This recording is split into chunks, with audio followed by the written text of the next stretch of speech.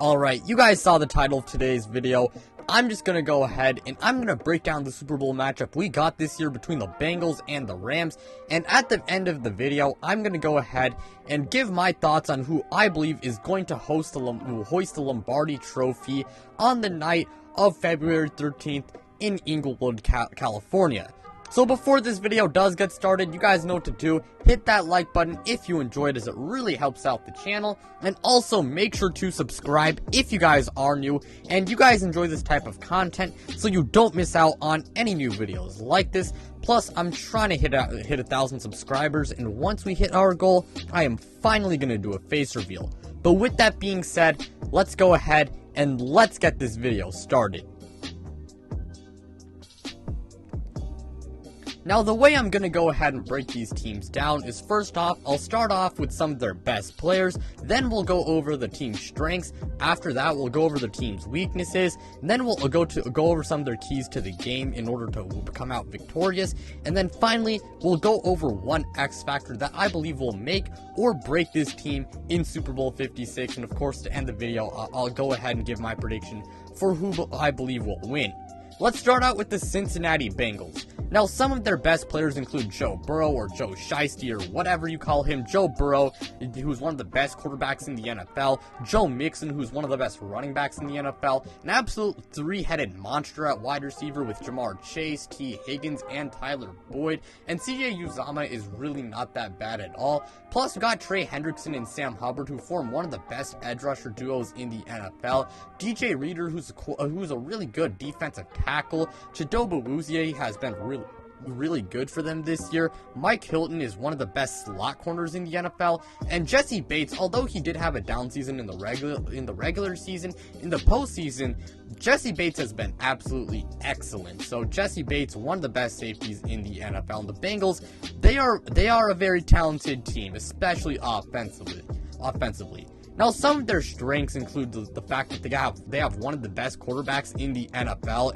and that's definitely a plus. Joe Burrow, he's been spectacular this year, to say the least. You also have an elite wide receiver core, to say the least. Tyler Boyd, man, like, he's their wide receiver 3, and I'm not kidding when I say this. Tyler Boyd could really be a #1 wide receiver on several other teams, on several teams in the NFL, man. Their wide receiver core, to say the least, it's just amazing. Jamar Chase, he's been an absolute monster this year. T. Higgins, he's one of the best wide receiver 2s in the NFL. And Tyler Boyd, no question, definitely the best wide receiver 3 in the NFL. And also, C.J. Uzomah, he's definitely had his moments throughout the year, and he's a very solid tight end.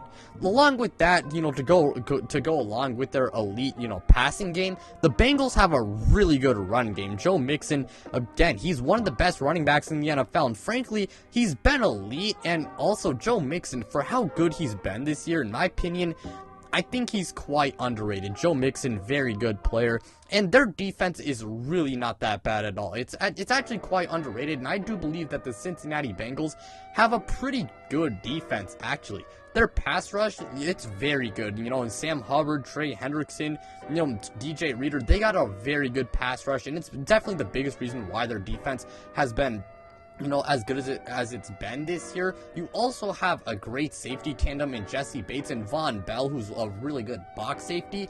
And although I don't believe that Zach Taylor is an elite head coach, I do believe that he is a pretty good head coach. However, all teams do have their weaknesses, and going over some of the Bengals' weaknesses, for one, their offensive line sucks, to say the least. Jonah Williams, he's pretty good, but outside of him, there's really not a whole lot to love about that offensive line. Like, Joe Burrow, he got sacked 9 times versus the Tennessee Titans, and their offensive line, to say the least, it's really bad. That's definitely the first weakness you think of when you think of the Cincinnati Bengals.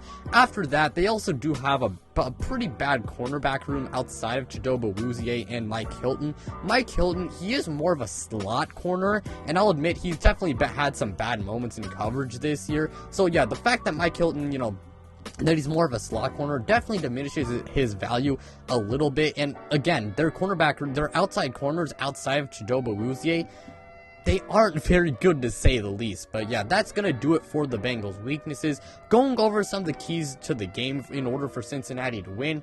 One, they have to get pressure on Matthew Stafford quickly. The Bengals front, secondary, it's not very good. So, I mean, if the Bengals can't get any pressure on Matt Stafford, then their secondary will be picked apart, okay? So if the Bengals can get pressure on Matthew Stafford quickly, well, you'll limit the explosiveness of the offense, because you can't run like longer developing concepts in which you have guys going down the field. Plus, getting pressure on Matthew Stafford means, that like he really is not the most mobile guy, so you can really mess him up. Plus, I mean, because you can't run longer developing concepts, they might have to just run like shorter concepts, which really just limits the explosiveness of the offense. And winning in the trenches, that's something you got to do pretty much every football game that you want to win. Also, the offensive line has to do enough versus the Rams front seven in order for the Bengals to win. Just enough. They don't really have to be like, they really just got to do enough, because the Bengals offensive line, they are not very good, and the Rams front seven, it's really good. And the Rams front seven, they will have their moments. And also, I do believe that the Bengals will have to force turnovers in the event that the offense is not going, because forcing turnovers was a big reason why that the Cincinnati Bengals won that game versus the Tennessee Titans, despite the fact that that Joe Burrow got sacked 9 times. As for the Bengals X Factor, I'm gonna have to go with definitely their secondary and how it holds up versus this Rams passing attack. And I also do believe that the Bengals pass rush could be a big X Factor too, because I mean, if they can't get pressure on Matthew Stafford, I think their defense, it's pretty much toast, because their defense, one reason why it's been as good as it's been this year is the fact that their pass rush is very good.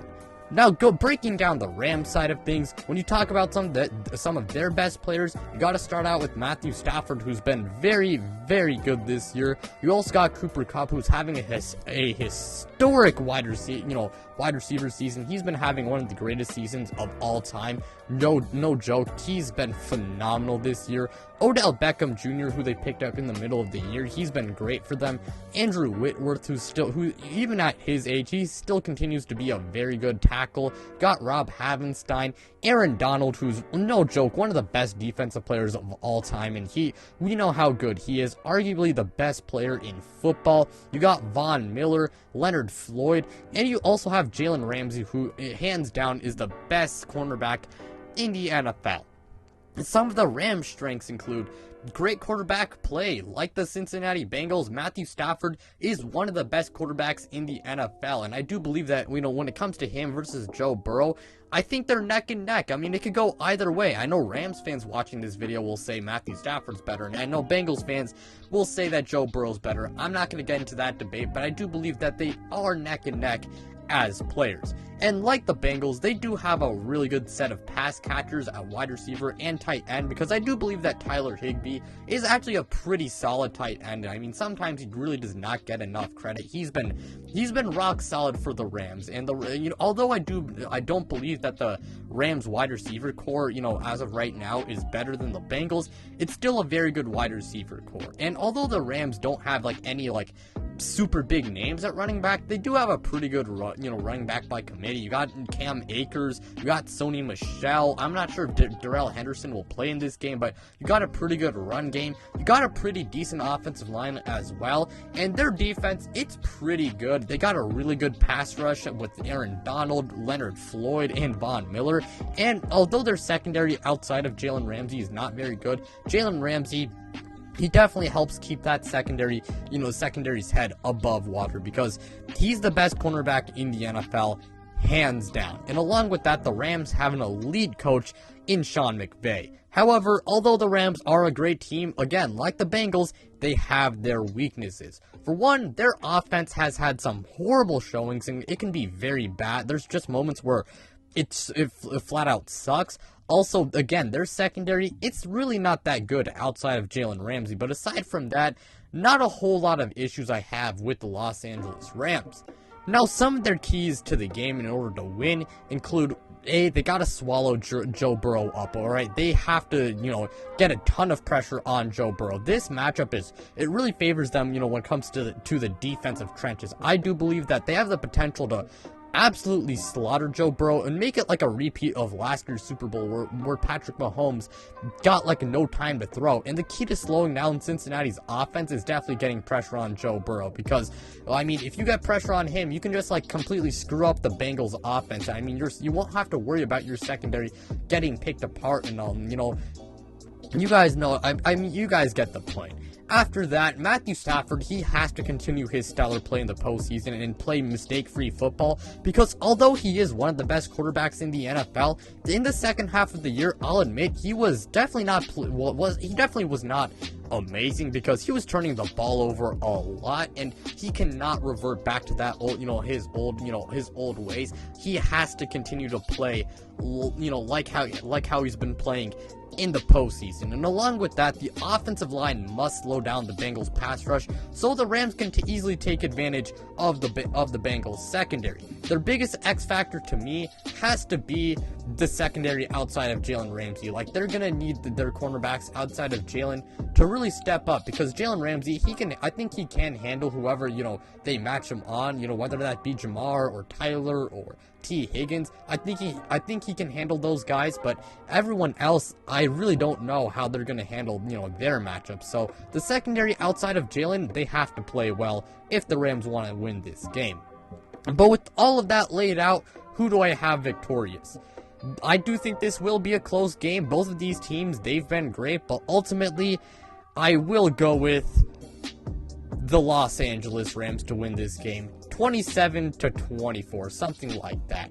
I think the Rams front seven, I think they will have a field day versus the Bengals offensive line, although I do believe that the Bengals offense should have some very good moments given the fact that they are very talented and very good on that side of the ball. I think the Rams front seven they're definitely going to have they definitely will have a really good day against the Bengals, and I think they will slow down the Bengals offense at least a little bit. And although Cincinnati has won a game in which Joe Burrow got sacked 9 times, a large part of it was the Bengals forcing several turnovers, and who knows if they can repeat that type of success when it comes to the turnover battle again, especially versus a far better quarterback in Matthew Stafford, because he's much better than Ryan Tannehill. And the Bengals secondary, I do have some I really don't know if they will be good enough to hold up against Cooper Kupp and Odell Beckham Jr. They could definitely have some good moments, but I do believe that Cooper Kupp, he is going to have, just given how well he's been playing this year, I think he's going to have some very,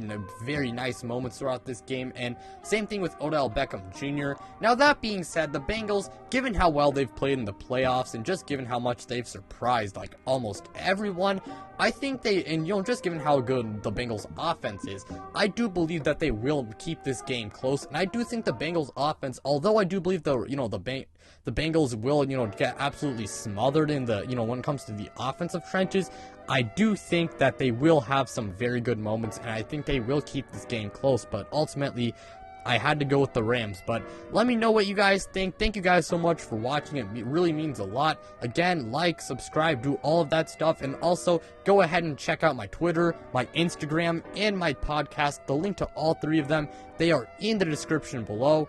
But with all of that, out of the way, I'm out, you guys.